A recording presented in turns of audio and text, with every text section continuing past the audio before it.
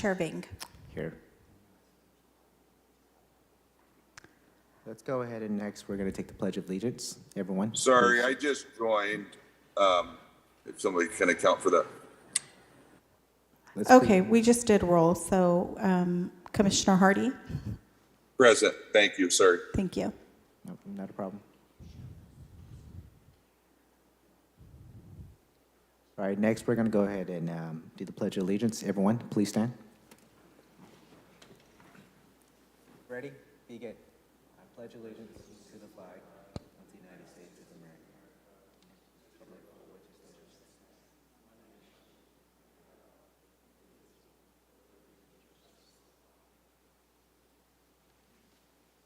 Next, I'm going to go ahead and read the procedures. This meeting is being conducted in person and electronically. The public may participate in tonight's meeting by using the Zoom link provided on the Planning Commission agenda. Please note that all virtual participants will be on mute until they are called upon by the chair, at which point they will be unmuted. If you're a member of the public and would like to comment on the item, use the raise hand function on Zoom. To avoid any confusion, please wait for the item you desire to comment on to be called by the chair before electronically raising your hand. For each matter considered by the commission, there will first be a staff presentation, followed by a presentation from the project applicant. Testimony from supporters of the project will then be taken, followed by testimony from those in opposition. The applicant will have the right to a final rebuttal presentation prior to closing the public hearing. In accordance with Section 13 of Article 2 of the Planning Commission Rules and Regulations governing length of public debate, all public testimony from those in support and in opposition of the project will be limited to 3 minutes per person. The 3 lights on the podium next to the microphone will indicate the amount of time remaining for the speaker. The green light will be turned on when the speaker begins. Yellow light will come on with a soft bell ring when 1 minute is remaining.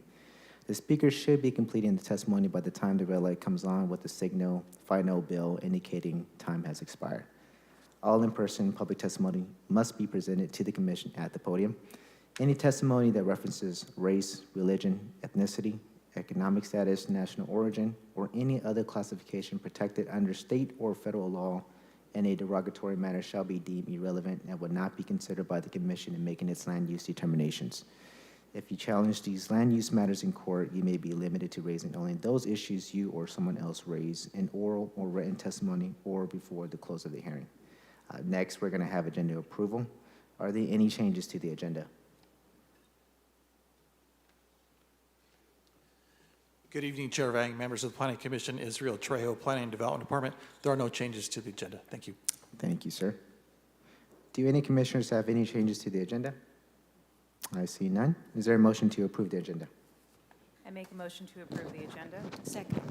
Let's go ahead and please take vote.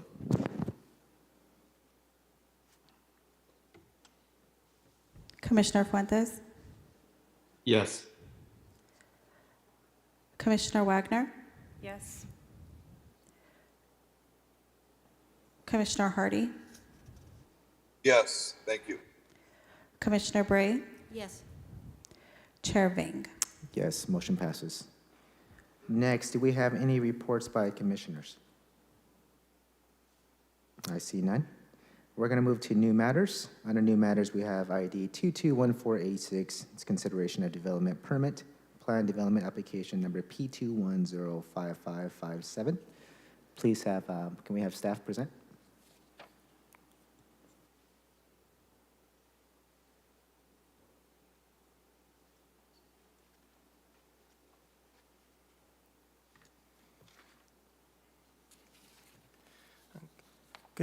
Good evening, Commissioners. I'm Thomas Veach with the Planning and Development Department.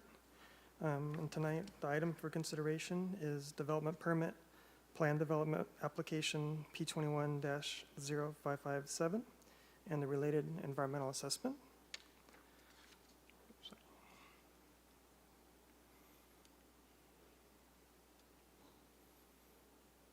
Okay. This project, it's located in downtown Fresno on Broadway Street, between Stanislaus and Tuolumne Street. The project site is 0.45 acre parcel. It's along Broadway Street between Stanislaus and Tuolumne.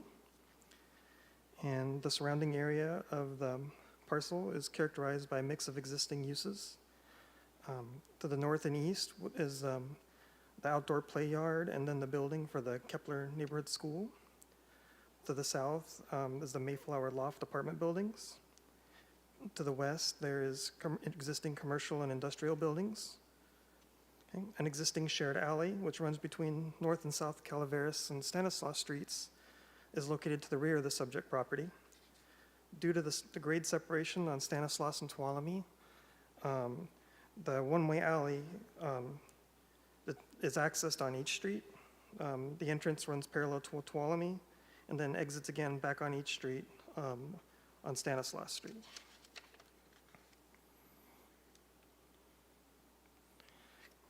The project was planned and zoned for the downtown core land uses, shown here in the dark purple. Across of Stanislaus Street to the north, the light purple indicates downtown neighborhood land use and zoning.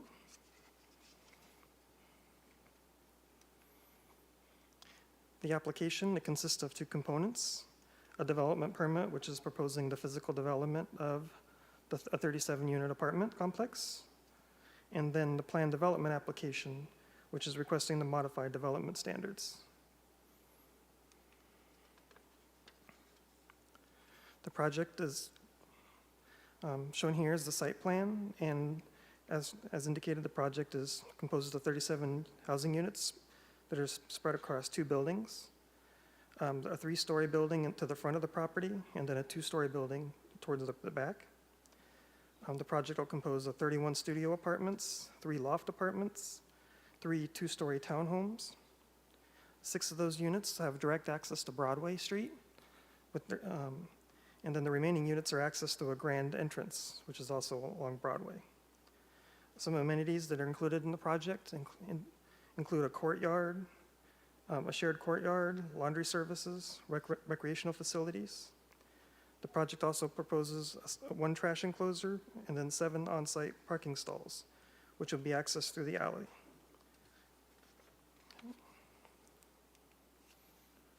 Okay, shown here is an elevation of the property. Along the top elevation is what the property would look like from Broadway, and then the bottom elevation is the elevations from the alley facade. Here's another elevation, which the elevation at the bottom would be seen from Stanislaus Street and from the adjacent property, and then the top elevation is from the towards the Mayflower Lofts. As I mentioned, and also detailed in the staff report, this application includes a plan development. The plan development plan development process is for projects that, on an infill site, desire greater flexibility than what's provided by the development code, and allows basically a customized process with the development code. The specific modifications that are requested from this project is 7 on-site parking spaces instead of the typical 19. 1 trash enclosure is proposed instead of 2, and then modification of the facade design guidelines related to the building height articulation and the window depth.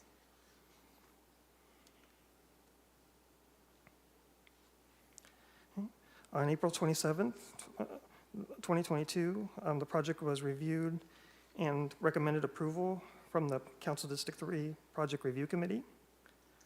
On June 8th, a notice of intent to take action was mailed to surrounding property owners within 1,000 feet. In response to that notice, there were 2 responses received. One was from the Kepler Neighborhood School, who was concerned about potential construction-related impacts to their play yard, which is, as I mentioned, was located adjacent to the property. And then the other response was from a neighbor across from the shared alley. They had several concerns. From objecting to the project, some of the reasons were because the location and proximity of proposed parking spaces of this project to their property, the limited number of parking spaces provided, potential conflicts between the residents utilizing the alley to access the project's parking, and then the existing businesses which use that alley for loading and unloading of commercial trucks. and also noted that the Mayflower Loft residents of that existing development are already using the subject property for parking.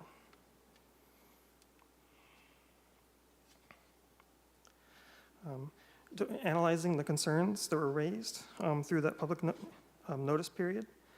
In regards to the school's concerns about the construction impacts of the school, the applicant is willing to coordinate their construction schedule to minimize impacts to the schoolyard, and do things like try to emphasize the construction during the off year of the school, so the major construction portion would happen when it wouldn't be an impact to students.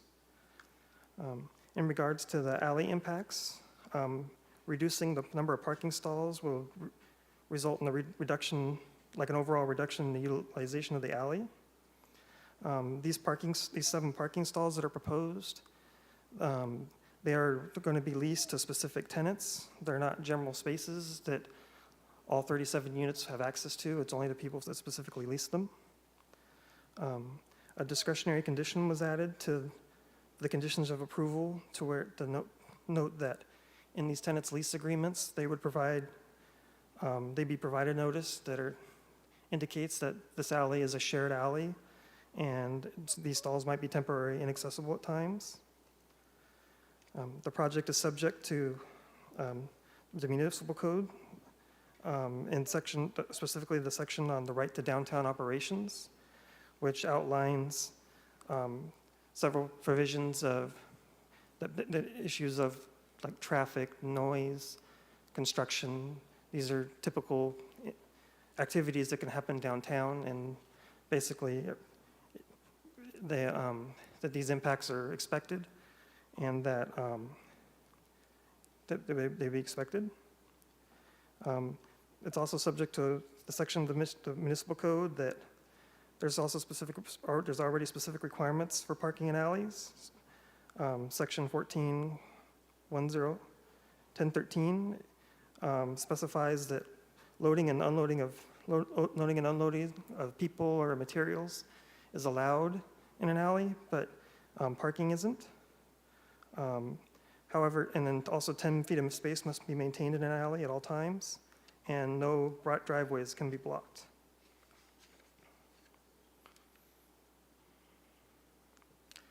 Even though the project is limited when it comes to on-site parking, there is on-street parking, metered parking, public lots and garages available in the area. Shown here on this map, there is a public parking lot at H Street and Broadway, the city lot 2. There's also a public parking garage at Van Ness and Merced. Both of these city lots, they offer monthly passes, which could be available to a resident. There's also numerous private parking lots in the area, and then intermittent street parking as well. The project also has a lot of opportunities for public transit. It's within a half mile of the bus rapid transit stop, as well as several standard FAX routes.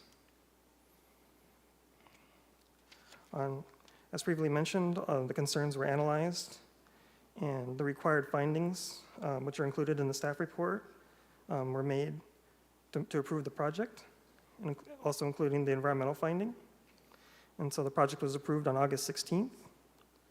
On September 1st, a request for an appeal was received from the adjacent property owner. It was based on the concerns that were previously provided in the original letter. On September 23rd, a public hearing notice for the Planning Commission hearing was mailed out.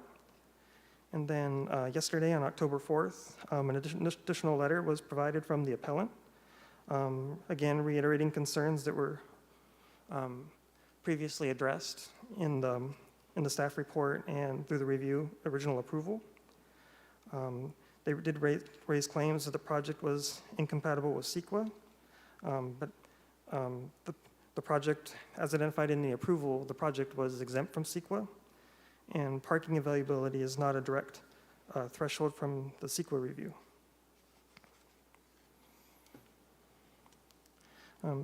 Based on these facts, staff recommends that the Planning Commission considered the environmental assessment that was previously prepared on August 16th.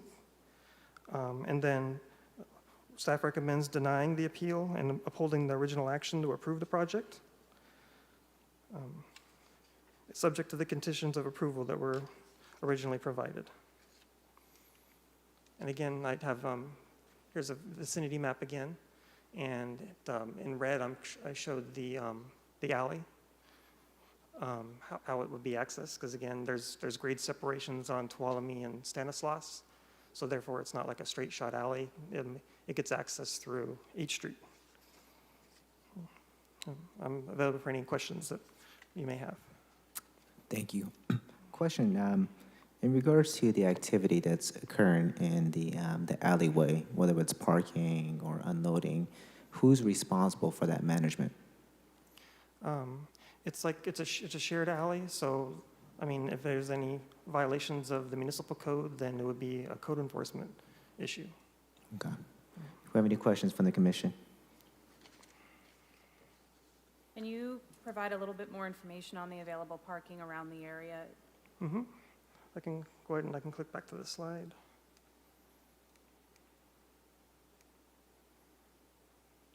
As I mentioned,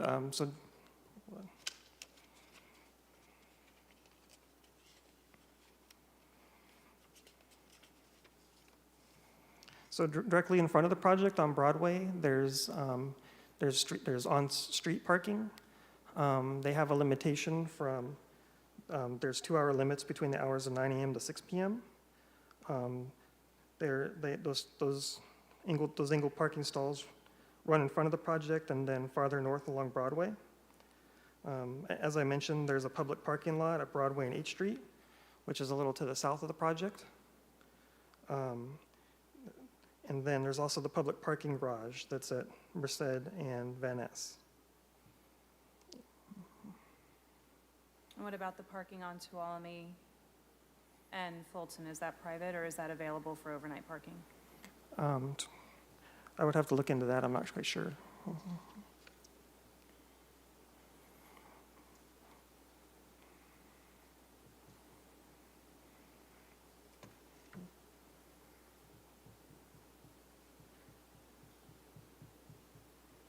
It's the Housing Authority building, I believe.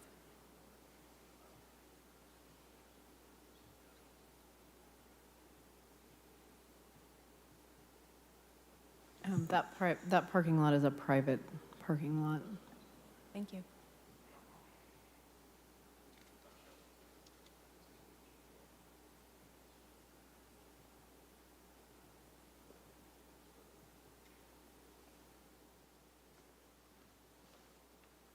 Commissioner Wagner, which site were you referring to again? Was it, did you say Van Ness and Tuolumne? No, Tuolumne in between Fulton and Broadway. Looks like there's a, That property is owned by the Housing Authority. It is a private lot. okay. Do we have any other questions from the commission? Do we have any questions from the commission online? I see none. Thank you. Let's please have the applicant present.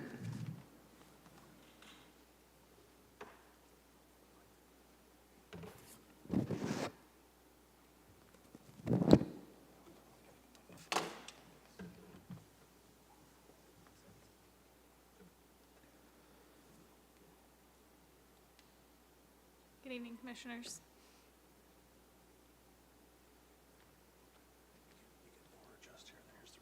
Okay, thank you. My name is Stephanie Say, and I'm the applicant for this project.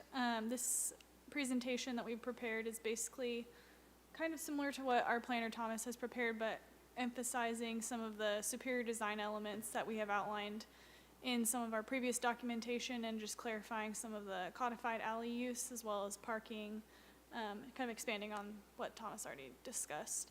So just to start off, Thomas already gave a quick rundown of that area, but the area shown in red is the alley in question that the neighbor is appealing based on the data there. We're showing that area in red has, it's a codified alley, it's a shared use alley, and so Fresno Municipal Code has different requirements for the activities that occur in that alley. As a part of the downtown code, access is required to be from the alley where it occurs. It cannot be from street side, from Broadway. Also, there's diagonal parking existing there and no existing curb cuts, so we can't add one per the Muni Code. There's to be no parking in that shared alley, 10-foot minimum clearance maintained at all times, and no blocking other driveways.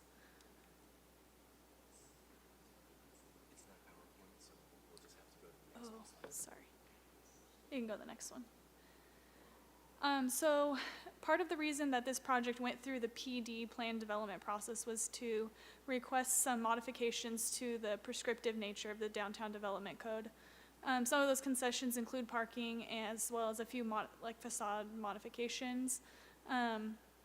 So like our planner mentioned previously, this plan development allows us to reduce the required parking from 19 stalls with the transit reduction outlined in the code to 14, and then from 14 to 7 with the plan development permit and the review of the staff.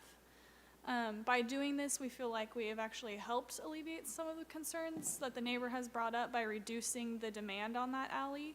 And in addition to that, we have provided conditions of approval from staff that basically outline that those spaces are leased to 7 specific tenants, not available as like first come, first serve, so you're not gonna have a ton of traffic in that alley.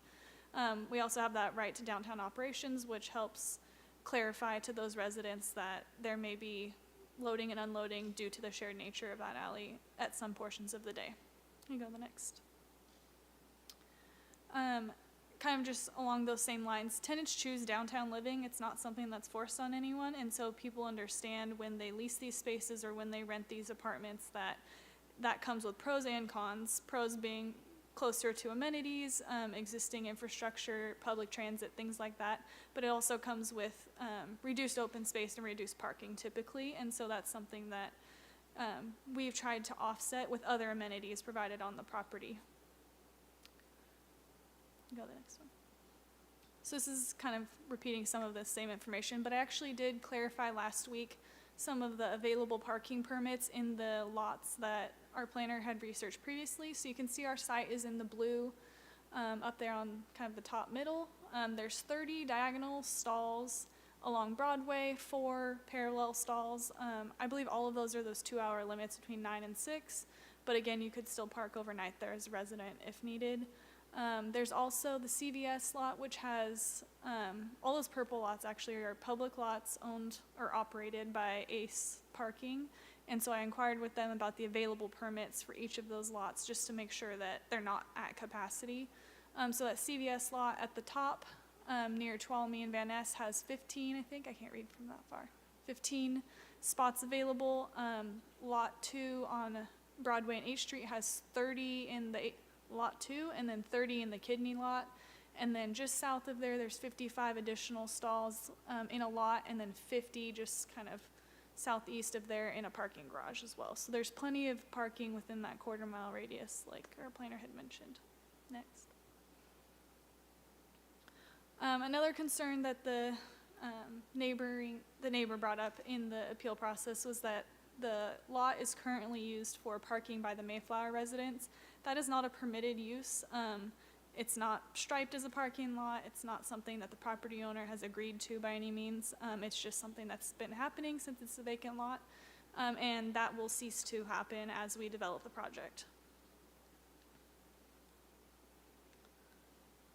So the planner asked actually just to go through the quick justification of part of the reasons that we've gone through the PD process, which justifies superior development to the listed standard, even with the modifications that we're asking for. So I'll just go through those real quick. The first one is appropriateness for the project and the site. So this site and project really exemplify the diversity in use, style, and price point that creates healthy neighborhoods as outlined in the general plan as well as the Fresno Municipal Code. The general plan talks about healthy neighborhoods, encouraging walkability and public transit use. You can see by both presentations that there's plenty of public transit options within walking distance. It talks about safe, affordable housing, which encourages flexibility in housing design and outdoor space to promote mental and physical health. One of the benefits of reducing the parking on our property actually allows us to open up a pretty significant courtyard within the secured perimeter of the project, which allows for that ample resident space that's secured and safe in a downtown urban area. And the last thing is the Fresno Municipal Code facade design guidelines highlight grand entries on primary street frontage. So we've actually provided 6 of those street-facing units with front porches or grand entries on Broadway to help activate that street. You can go to the next one. Also talking about appropriateness is just the increased density and street activation. I just talked a little bit about that. So these are a few renderings of that Broadway street side elevation. So you can see we have like a very bright, bold statement where you're pulling people into that courtyard who may be living in the units beyond, but along the street we have 6 of those doors for residents to enter right onto Broadway, and those are raised up on like a 3-step porch to kind of follow the development guidelines as outlined in the municipal code. To highlight that, we do have ADA concerns to worry about on those units, so actually that green kind of slot feature ramps up about 18 inches so that those units can also be accessed from the backside for ADA compliance. So this kind of design solution is a creative one. It allows those grand entries on the primary street frontage, encourages a higher density living by providing those 3-story kind of townhomes and studios right on the street, and then emphasizes that pedestrian scale up the street with the grand entries and porches. Another kind of highlight is that the project provides superior design by providing infrastructure. Part of the conditions of approval during the PD process is that we added street trees, widened the sidewalk, which is already over 12 feet, which I believe is the downtown minimum standard, and then we're also upgrading that blue portion of the alley, which is in pretty rough shape right now, to be honest. There's potholes everywhere and it doesn't drain great, so we're going to upgrade within our property lines as typically provided for a project like this. And then we also have pedestrian access to the street, which I just talked about. You can see on those red arrows on the right there is how people are paying attention to the street and having eyes on the street. Next. So like I mentioned earlier, reducing that parking really allows us to open up that central courtyard space. So that's the purple kind of courtyard there. We do recognize that this is downtown and there are security concerns, so we felt like providing that space in a secured shared courtyard environment was a better way to handle that than to just put it on the street or have it something that's accessible to all of the public. And in a post-pandemic world, we really understand the emphasis on mental health and outdoor time and space, so we wanted to honor that. Another benefit to this project as designed is the connectivity. The PD justification specifically talks about like infrastructure like schools, parks, and bike trails. Obviously in a downtown environment we don't have all of those things, but we do have Kepler Neighborhood School right across the street, so that is one thing. We do have the Cultural Arts District Park, which is a short walk away, as well as Fulton Street and other downtown amenities, restaurants, breweries, things like that.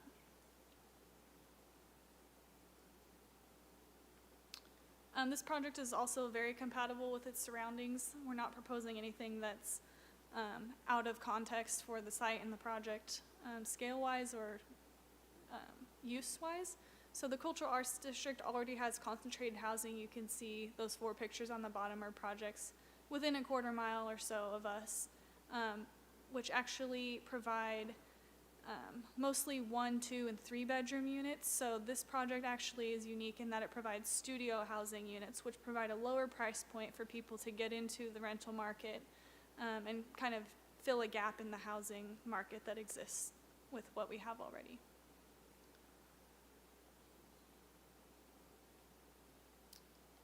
The PD process really emphasizes the creativity and design and use of land. This project is called Dada Lofts for a reason. It's based on the Dada art movement from the 1920s, which celebrates bold colors, juxtaposition, and reuse of everyday materials in new ways to create things that are different. And so we've tried to do that with the architecture of the project. You can see the bold colors here on the courtyard side of that front building. And then we've talked about wrapping the metal shingle roof onto the facade actually along Broadway to help create some of the horizontal articulation that we will touch on later, and then the window depth that we're requesting modifications on in the PD permit as well. And then I already talked about that, but reduced parking also allows for that secured open space. Another design feature that we really want to highlight is the quality of design, light, and natural air ventilation in those units. These are just a few quick interior renderings of those spaces. We do have express structure and volume, which is providing something different and unique on those upper story units by having exposed structure up there. We have large operable windows. Everywhere we could, we did operable windows to encourage residents to have natural airflow, reduce energy usage, and ceiling fans as much as we could to help with that as well. In that back building, we do have a shared corridor, so we did add skylights there to help bring in some natural light to that shared space, make that a more pleasant space to kind of be in between the public and the private. And then we're using unique bold finishes to kind of help celebrate that Dada movement and bring some of that inside. Next. So we do believe that given the design of the project, we are providing an enhancement to the neighborhood. The PD process has really helped us solidify some of those design ideas that may not be prescriptively compliant with the downtown development code, but allow us to still achieve the same goals of providing facade depth and relief, window variation, and things like that. Next. That's it. Thank you so much. Thank you very much. Do we have any questions from the commission? Hi, I have one question. Have there been any conversations with the owner or manager of the Mayflower Lofts regarding the tenants who use that vacant lot for parking? Not that I know of. That is a question for the property owner for sure. I did talk to him about it, and he said it was nothing that was formally agreed upon, so I don't know that there's anything in writing, but it may just be a matter of convenience. It's there and it's close, so people are using it. Do we have any other questions from the commission? Thank you. Thank you. I will now go out to the public. Are there any members of the public who wish to comment in favor of the application that are in the chambers? If you are a member of the public on Zoom and would like to comment on an item, please use the raise hand function. We have any individuals in the chambers? I see none. Do we have any individuals on Zoom with their raised hand? Yes, we have one with their hand raised. Lisa Flores, I'm going to allow you to speak. Please state your name, address, and you have 3 minutes. Lisa Flores, District 1, Tower District. Just got a real couple of questions. Is there going to be any artwork, since they say it's in the style of Dada? Because slapping paint on a pig doesn't make it art or part of the movement. You need to add more aesthetics if you're going to be claiming, you know, it's similar to such and such. Well, throw some art up in there. My question is about parking and the parking conflicts you're going to have with the structure next to it and individuals who are already using existing street parking. How is this new building going to impact the residents that are already there, and what is the city's mitigation for that? And what is the affordability of this apartments? And it's great that it's all going to be transit related, but if you're disabled and you need to go to a specialist on Herndon, where most of the specialists are in town, you're talking a 2.5-hour bus ride walking across the parking lot. So how is this going to be built that's going to be super friendly to anybody who's ADA? And also the courtyard now, is that a grass courtyard or is that an asphalt courtyard? And will there be trees in that courtyard? Lisa, so for clarification, this is for individuals who are in support of the project. Are you speaking in support of this project, or are you just asking questions? I just have questions, Okay. actually. Perfect. You have any more Thank you. questions? Nope, that's it. All right, thank you, Miss. Do we have any other individuals on Zoom? I see none. We're going to go ahead and close the comment for individuals who are in support. We'll open this to individuals who are in opposition of the project. If you're in the chambers, please approach the podium, state your name, address. You have 3 minutes. Thank you, Chairman Vang. My name is Todd Weinkup. I'm an attorney at McCormick Barstow, 7647 North Fresno Street. I represent J.P. Maruth, the appellant on this matter. I heard a lot of fiction tonight. Commissioner Wagner, and Commissioner Vang, and Ms. Flores hit the nail on the head. This project is grossly underparked. I understand the development plan. The development plan took certain things into account. What the director has done is approved a departure from the development plan that has 62% less parking than is required by the development plan. What the staff has done is ignored the existing Mayflower issue. They've ignored the 12 spaces, and they would have the Planning Commission and the community believe that 37 units are going to have no problem using 7 spaces because they can park several blocks away. The proponents say that they took into account the post-pandemic world. The reality of the post-pandemic world is people live and work from home, meaning they can leave in the middle of the day to go grocery shopping. Proponents would have you believe that they're going to walk to the nearest grocery store. There are a lot of wonderful amenities in the Fulton area, in the downtown area. A grocery store is not one of them. That means vehicles are going to be coming and going during the day. Proponents of the project made a big deal about this being a good way to provide lower revenue, lower cost apartments for residents, but their solution is to have them pay for parking somewhere else. Just another one of the fictions that the director has done. We did not point out specific CEQA violations because I didn't want to waste the commission's time.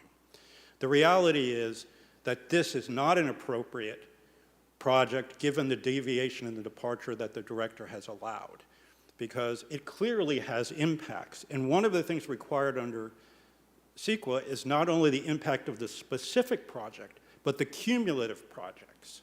So in the presentation, the proponent said that they showed you our picture of the cars parked in the parking lot where they're going to build a building, the residents of the Mayflower.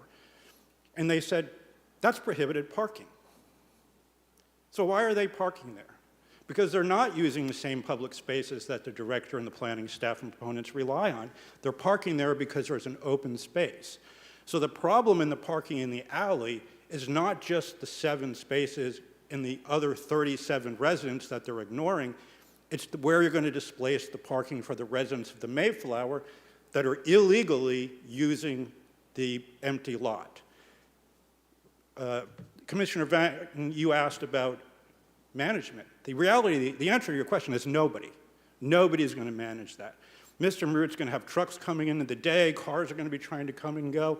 Code enforcement is the solution, yet you see a picture of the people in Mayflower Loft parking. I appreciate the commission's time, urge them to either grant this appeal or at least send this back to Planning Commission for a reasonable approach to this project. It is a good project if appropriately parked. Thank you. Thank you, sir. Do we have any other individuals in the chambers that would like to speak in opposition? I see none. Let's move to Zoom. Do we have any individuals on Zoom with their hand raised who would like to speak in opposition? I see none.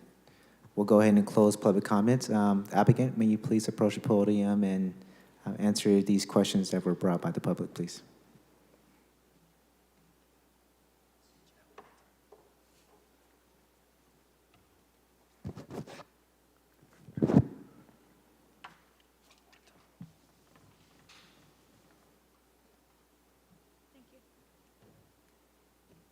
Yes, so I can speak to a few of those questions that I think it was Ms. Flores had asked. The first question that she brought up was the placement of art on the project.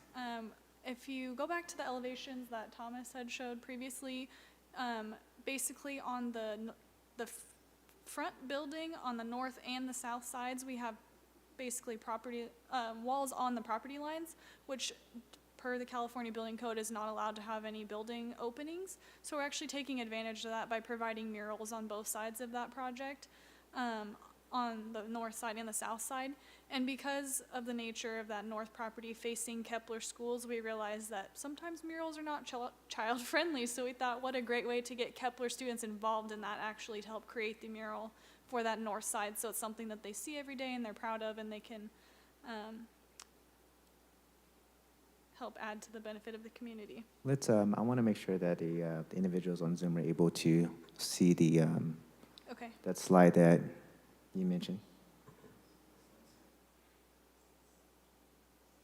There you go. Yeah.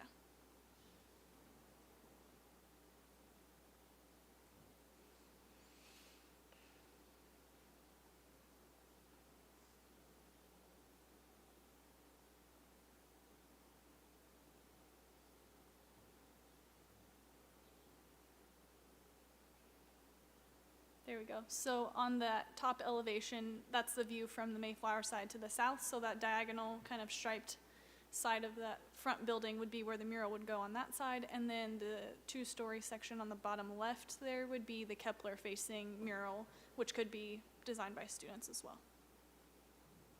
Thank you. I'm going off of memory, so forgive me if I misspeak on her questions. But the second question I remember being the parking due to the Mayflower. It is a valid concern that we're displacing parking that's already going on site. Obviously, that project has nothing to do with the proposed project legally. It's a separate project. The fact that they're using our property for parking is not permitted or agreed upon. And so to help mitigate that, we have done the research to show that there is adequate permit parking available within walking distance, and there will be no parking in the alley because of that displacement.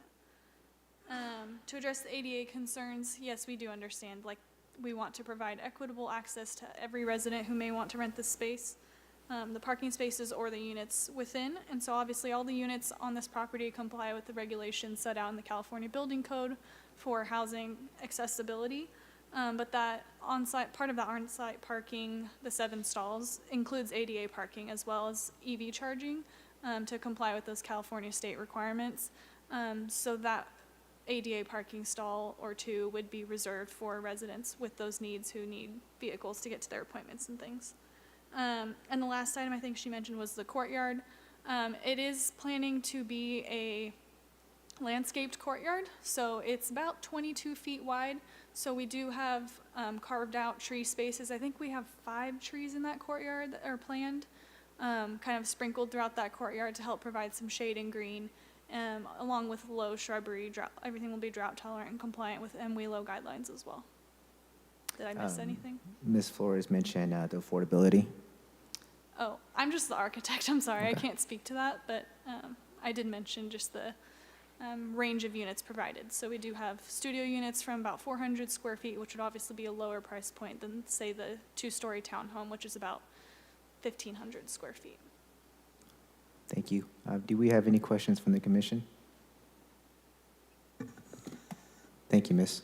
Chair, can I also address parking? Recent legislation, the governor just signed into law AB 2097. AB 2097 prohibits a governmental entity from requiring parking within a half mile of a transit stop. So in this particular project does not meet any of the exceptions to that. So we would not be able to require a parking minimum under the new state law. Thank you. Thank you, Ms. Staff, I have a question in regards to, we had an individual who spoke in opposition. They brought up CEQA. So can we go ahead and just for clarification purposes and for confirmation, Can you go ahead and state the reason why this project is exempt from CEQA, please?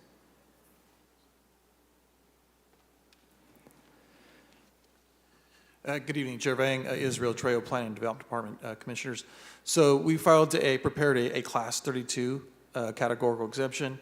The site can be adequately served by utilities. It's under 5 acres, and it's in close proximity to transportation, and there are no rare or any sort of endangered species on the site. So Class 32 exemption was appropriate for the environmental assessment. All right, thank you. Appreciate that. Do we have any questions from the commission? Yeah, this is Robert Fuentes again. So are there any plans, and I don't know if this is a question for staff or the applicant, but any plans to do outreach to the tenants of the Mayflower? Because I understand that it's not lawful to be using that vacant lot for parking, but there are tenants who are currently using it for parking, so they'll need to be notified and find places to park elsewhere. So just are there any current plans to do that outreach, whether it be to the tenants directly or to the owner or manager of the Mayflower Lofts?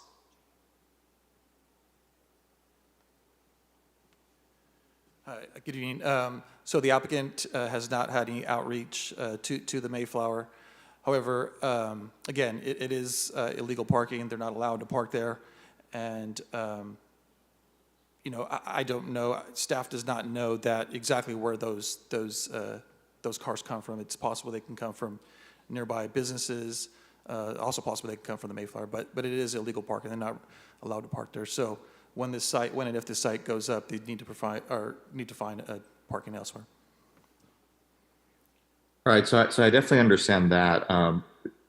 Could there be outreach? Because I definitely understand it's unlawful, but it's more, just could outreach be provided to provide notice at least to the tenants who I expect are the ones using that lot, even if, occasionally others from outside of Mayflower use it as well? We can, Commissioner Fuentes, we can send out a letter to the owner and to the tenants, and basically it'll show a map as the applicant provided the various parking spaces that would be allowed. Great, thank you. Applicant, do you have a comment? I just wanted to reiterate that I think the property owner would be definitely willing to work with the residents of the Mayflower to give them options and adequate time to make those changes before the construction begins. Thank you. Thanks. Great, thank you. All right, do we have any other questions from the commission? Yes, go ahead. Can you provide a little bit more information on the frequency of deliveries and what's happening in that alleyway to support the commercial spaces on the backside of this project?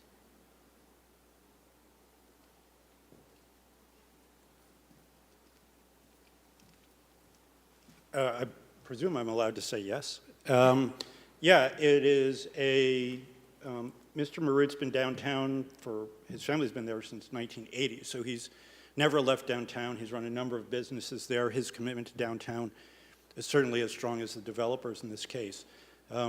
He started a company about 4 years ago that produces agricultural pipe fittings that are sold throughout the valley. The large trucks, I provided pictures to the planning staff, come in routinely, daily, and they park in the alley to unload. The problem with these parking stalls and the amount of time it takes to unload a tractor trailer is there's no parking allowed in an alley, but they've circumvented that by parking right off the alley. So if you look at the pictures that they gave you, the cars will have to back into the trucks, or the trucks will have to figure out a way to avoid the cars. And again, getting back to Chairperson Vang's question about who's going to manage it, nobody's going to manage it. There's going to be conflicts. People are going to try to go to work. They're going to be late. They're going to be asking for trucks to move.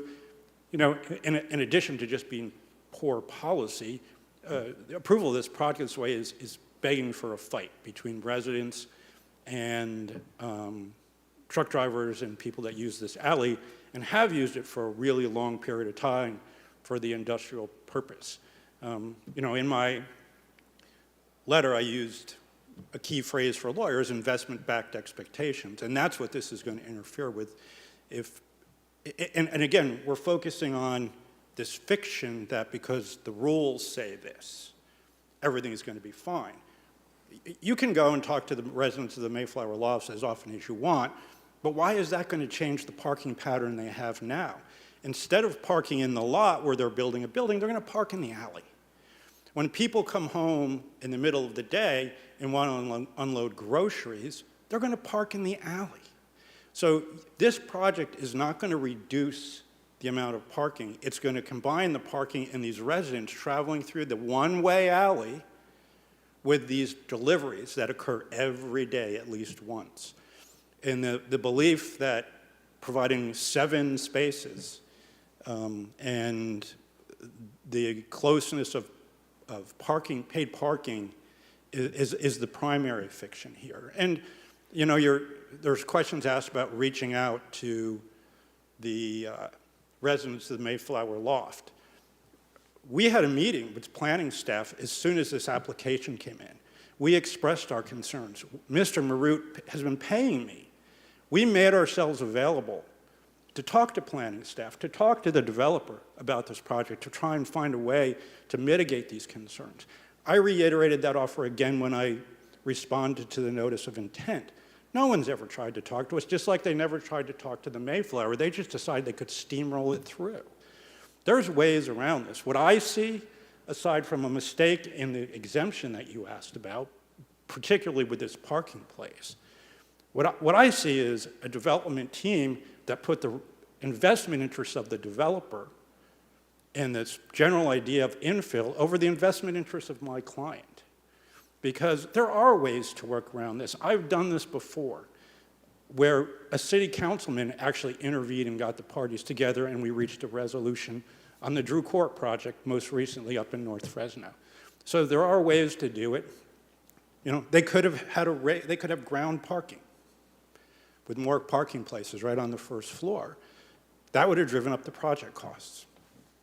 But that's not my client's problem. That's the investment interest of the other side. And that's why, you know, I think there are solutions. There's got to be a solution to relieve the pressure of the current and long-standing use of this alley as a commercial transit for business owners from the new stress that's going to be placed on it by an underparked project, backing into those uses. And we've been available for a year or a year and a half, whatever the date of this application is, for those conversations, and they've not occurred, either from staff or the developer. Have you had, you mentioned working with council members and councilwomen in regards to trying to come up with a resolution. Have you reached out to Councilmember Arias, and what's his input? We have not, Commissioner Vang. I spent 12 years as a real estate developer in Fresno, worked throughout the state, and my approach as a lawyer has been the same as it was then. I make efforts to work it out with the appropriate authorities, not involving political people. And again, I think Mr. Marut will tell you, this is a really good project. All those pictures are wonderful. He loves the idea of residents coming downtown. I represent the Fresno Grizzlies. I love people being downtown, but the project has to be a good project. So the use is incompatible and is going to create tremendous stress, is the short answer to your question, Commissioner Wagner. All right, thank you. Do we have any other questions from the commission? I see none. We're going to go ahead and close all comments. We'll bring it back to the commission. Do we have any comments or motion from the commission? I would like to make a motion to consider the project and deny the public appeal and uphold the action of the Planning and Development Department. Okay, well, we have Commissioner Hardy, before you make that motion, Commissioner Bray, do you have any comments? I wasn't ready to make a motion. Okay. I do think that more of an effort needs to be made to work with Mr. Marut and his attorney on working something out for this. It is, you know, it's part of the growing pains of Fresno becoming more like a city, like I said last time, and we're going to run into these things. And I guess having all those units with 7 parking spaces, you know, the market will decide if that's going to work or not. But I feel like there needs to be more dialogue and an effort to try to work something out, because I could see where this really would cause a lot of issues. I mean, somebody's trying to leave to go to work at, you know, 7:30 in the morning, and there's a truck blocking their way and they can't get out to get to work. I can see where there would be lots of issues. So I believe it should go back and try to work something out. Okay. So we have, Yeah, can I add a comment to my motion? yes, go ahead. Yeah, and I totally understand that, Commissioner Bray, but I also respect the governor's rulings, and I think that we have a housing crisis, and we're going to see more of these where people are going up. There's going to be parking issues, and I think that my motion, I would like to keep mine on the table and see if it passes. Yes, so we have a motion from Commissioner Hardy, approving staff's recommendations. Do we have a second? I'll go ahead and second that so we can vote on it. Let's take vote, please.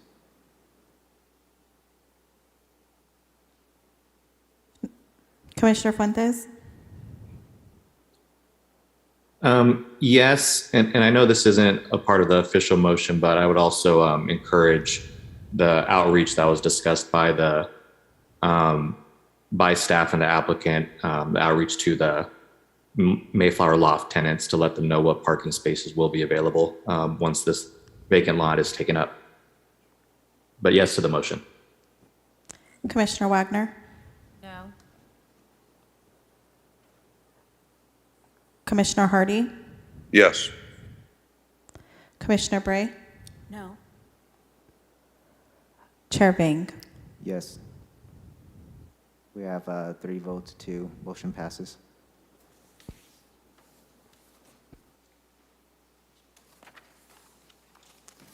So next we have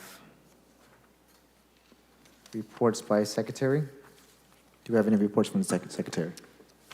Good evening, Chair and members of the Commission. I'd like to just give you a brief report. I just returned from the California chapter of the American Planning Association annual meeting and training event. So it was our regular conference that's held every year in a different location. It was the first time since 2019 it was actually in person. And we were in Orange County, and I spent a lot of time learning about all of the housing laws that have passed in the last 2 years, thus my knowledge of a bill that was signed a week ago. I would say that there are a lot of bills, both CEQA bills, climate adaptation bills, environmental justice bills, housing bills that have been passed in the last 2 years that I'd like to spend some time over the next year or so providing additional training to the Commission as we have experts in the field to bring that to you so that you have the knowledge and the preparation that you need in the execution of your duties here. I would also like to note that a year from now, the conference will be in Fresno. It will be the first time it has been held in Fresno since the 1980s. And so we were really excited that it's going to be here. And as I have told staff today, I'm going to be encouraging the team to be suggesting panels, to volunteer to be on panels, to assist with the conference, to participate in mobile workshops, as well as to attend the training sessions. So we'll be providing more information to you as we get closer to the event. But the central section of the California chapter of the APA is the host for this event, and we actually have a couple of team members who are on that committee to host you know, it ranges anywhere from 1,000 to 3,000 people who attend. There were nearly 2,000 in Orange County over the last weekend. So I think it's a really great opportunity. Additionally, it's the 75th anniversary of the California chapter of the APA. So we'll be doing a lot of history and celebrating the history of planning in the state of California for the past 75 years. So just a brief report, and I'll be coming back to you with additional information on some of the legislation that we're still trying to ensure that we're learning. I just more information that's hard to grasp all at once. So hope that we can provide you with the resources that you need as a commission. Thank you very much. It's currently 7:01. Let's go ahead and adjourn the meeting. Thank you, everyone. Have a good evening.